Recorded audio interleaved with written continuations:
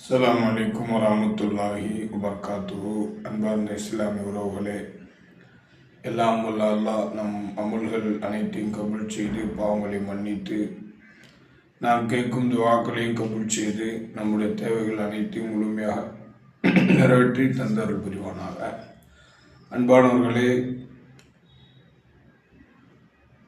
இது மிக முக்கியமான ஒரு பதிவு. என்ன அப்படின்னா, இன்னும் விரல் விட்டு எண்ணக்கூடிய அளவுக்கு தான் இருக்கிறது ரமலானுடைய மாதத்தை நாம் அடைவதற்கு. ஷாபானுடைய மாதம் துவங்கி 21 நாட்களை நாம் கடந்து விட்டோம் என்றால் அப்போ அடுத்து வரக்கூடியது ரமலான் தான்.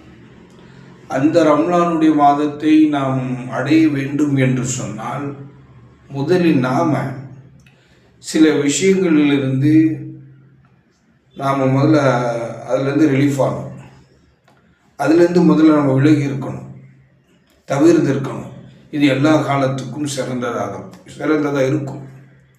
ஏன்னா ரமலானுடைய மாதம் முழுக்க முழுக்க அமல்களால் அதை நாம் அலங்கரிக்கப்பட வேண்டும். ரமலானுக்கு முன்பாக சில விஷயத்தில் நாம் தவிர்த்து இருந்தோம் என்று சொன்னால், விலகி இருந்தோம் என்று சொன்னால், அந்த ரமலானை நாம் சரியான முறையில் அடைய முடியும். முழுமையான முறையில் அதை நம்ம பெற்றுக்கொள்ள முடியும் என்பதில் சந்தேகமும் இல்லை. ஏன்னா ரமலான் அது இந்த உம்மத்துடைய மாதம் என்று சொல்லியிருக்கிறாங்க பெருமானார் ஸல்லல்லாஹு அலைஹி வஸல்லம் அவர்கள். அப்போ இந்த ரமலானுடைய மாதம் இந்த உம்மத்திற்கு கிடைத்த மிகப்பெரிய கிஃப்ட் என்று சொன்னாலும் பொருந்தும். அந்த அளவுக்கு ரமலானுக்கும் இந்த உம்மத்திற்கும் தொடர்பு இருக்கு என்பதை பெருமானார் ஸல்லல்லாஹு அலைஹி வஸல்லம் அவர்கள் 1400 ஆண்டுகளுக்கு முன்னால் சொல்லியிருக்கிறாங்க. அப்படிங்கிறத இன்னைக்கு அந்த நோன்பு என்கிற அமலின் மூலமாக அதை நம்ம தத்ரூபமாக விளங்கி கொள்ள முடியாது. அதனால தான் ரமலான் மாதத்தில் நான் அடியார்கள் வைக்கக்கூடிய அந்த நோன்பிற்கு அல்லாஹு தஆலா அதற்கு நானே கூலியாக விடுகிறேன் என்று சொன்ன அந்த விஷயம், அது நோன்புடைய அந்த இம்பார்ட்டண்ட்டான எந்த அளவுக்கு அது இம்பார்ட்டண்ட்டான விஷயம் அப்படிங்கிறத விளங்கி கொள்ள முடிகிறது.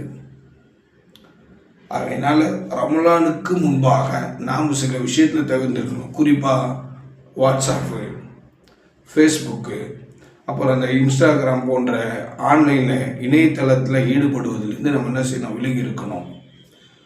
அது 4 விஷயங்களை அதிகமாக செய்யணும். குர்ஆன் ஓதுவதை அதிகமாக்கணும், ஜிக்ர் செய்வதை அதிகமாக்கணும், இஸ்திக்பார் செய்வதை அதிகமாக்கணும், சதக்கா செய்வதை அதிகமாக்கணும். அதற்கு இந்த அல்லாஹ் எல்லாம் அருள் புரிவானாக, கிருபை செய்வானாக. அஸ்ஸலாமு